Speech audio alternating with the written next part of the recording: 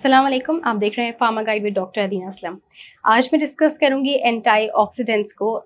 बहुत कॉमनली हम लोग ये सुनते हैं या पढ़ते हैं कि जो बहुत सारे वाइटामिन्स होते हैं different, they act as antioxidant. ठीक है, तो ये होते क्या हैं? बेसिकली आपकी बॉडी में कुछ फ्री रेडिकल्स प्रोड्यूस होते हैं ड्यू टू सर्टेन रीजंस। या आपका जो है वो कोई स्ट्रेस हो सकता है या कोई बॉडी के अंदर रिएक्शन हो सकता है जिसकी वजह से ये प्रोड्यूस हो रहे होते हैं। बेसिकली फ्री रेडिकल्स जो होते हैं they cause damage to your body, और इस डैमेज से प्रिवेंट करने के लिए आपको रिक्वायर्ड होते हैं antioxidant. So basically in simple words, they prevent the damage that may be caused by free radicals in your body, and they are also called as free radical scavengers. सही है, इसीलिए because they are acting against them, तो इसलिए इनको free radical scavengers भी कहा जाता है। अब अगर हम बात करें तो एंटीऑक्सीडेंट्स आपको जो है वो नेचुरल सोर्स से भी मिल रहा होता है, और जो है वो आपको आर्टिफिशियल जो है वो सोर्स से भी मिल रहा होता है। फ्री रेडिकल्स होते क्या हैं? ये वेस्ट प्रोडक्ट होते हैं आपके सेल्स के, जो कि आपका सेल जो है या तो आपकी बॉडी जो है जब फूड को जो है वो प्रोसेस कर रहा होता है, या कोई एनवायरमेंटल जो है आउटसाइड ऐसा कोई फैक्टर होता है जिसकी वजह से आपकी बॉडी फ्री रेडिकल्स बना रही होती है।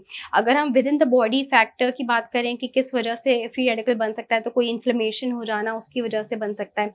और अगर हम बाहर की सोर्स की बात करें, ये आपका कोई भी स्ट्रेस, कोई आपका यूवी एक्सपोजर हो सकता है, पॉल्यूशन हो सकता है, सिगरेट स्मोक हो सकती है जिसकी वजह से बन सकता है।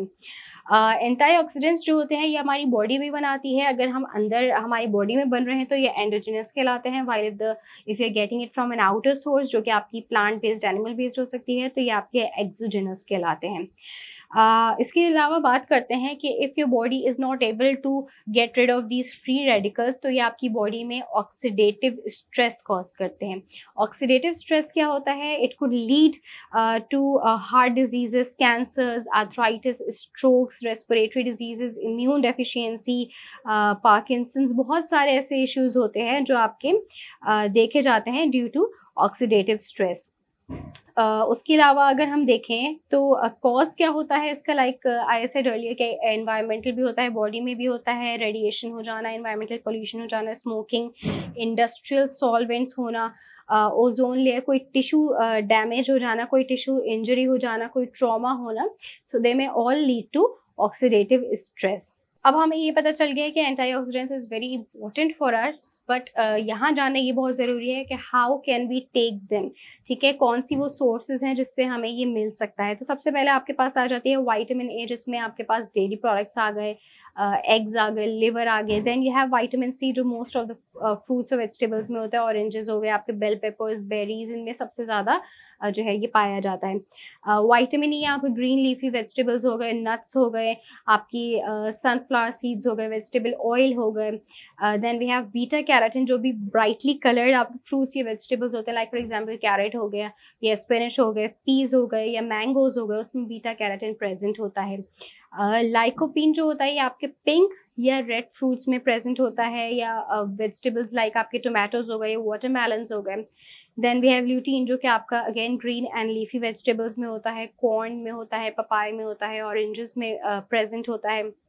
देन वी हैव सेलेनियम जो कि राइस में it is very commonly present. Corn हो गई, व्हीट हो गई, एग्स हो गए, आपके नट्स हो गए, चीज़, लेग्यूम्स, इसमें सेलेनियम बहुत होता है।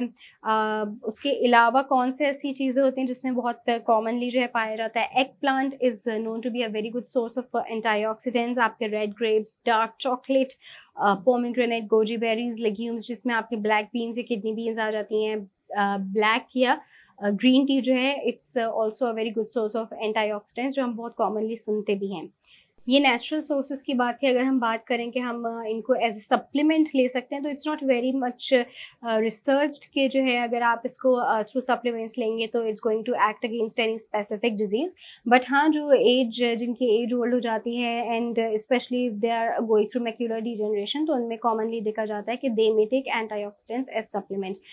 बट यहाँ पे ये देखना बहुत ज़रूरी होता है कि if you are taking these supplements, तो आपको अपने हेल्थ प्रोफेशनल या अपने कंसल्टेंट से जो है वो इसको डिस्कस करना बहुत ज़रूरी होता है कि कितनी लिमिट में, कितनी ड्यूरेशन के लिए कितनी डोज़ आपको लेनी चाहिए, because they may lead to the toxicity या इसका ओवरडोज़ हो सकता है। लाइक फॉर एग्ज़ाम्पल जो बीटा कैरोटीन होता है, अगर उसकी जो है वो बहुत ज़्यादा मिकदार में ले ली जाए तो it may lead to lung cancer, specially जो स्मोकर्स होते हैं उनमें बहुत ज़्यादा चांसेस होते हैं। उसके अलावा विटामिन ई के ज़्यादा इंटेक जो है वो प्रोस्टेट कैंसर्स कॉज करता है। Then there is also chance of tumour growth if you take some antioxidants too much. Health solutions app download करें ताकि इमरजेंसी के वक्त एम्बुलेंस फौरी मिल सके। उसके अलावा ये भी देखा जाता है कि if you are taking any medicine already for any condition, कोई क्रॉनिक कंडीशन है या कोई एक्यूट कंडीशन के लिए आप मेडिसिन ले रहे हैं और उसके साथ एंटीऑक्सीडेंट ले, तो उसका कुछ इंटरेक्शन भी हो सकता है।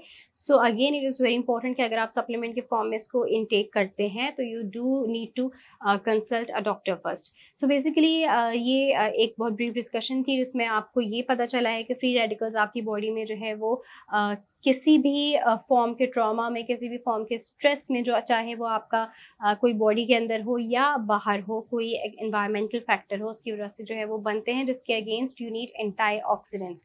एंड बिकॉज जो सप्लीमेंट या आर्टिफिशियल सोर्सेज ऑफ एंटीऑक्सीडेंट्स होती हैं, they are not good for you, they may lead to some sort of toxicity या some sort of other disease. तो it is very important to consume these through natural sources, जो कि आपके mostly fruits and vegetables होते हैं, eggs होते हैं, आपके नट्स होते हैं, वेजिटेबल ऑयल्स होते हैं। सो इन सब का इंटेक करना बहुत ज़्यादा ज़रूरी होता है अपनी लाइफ में। And definitely when you are taking these through natural sources, तो इनकी कोई ओवरडोज या टॉक्सिसिटी के चांसेस नहीं होते। So however, if there's any condition in which you again need to take it from artificial source, तो consult a doctor for that.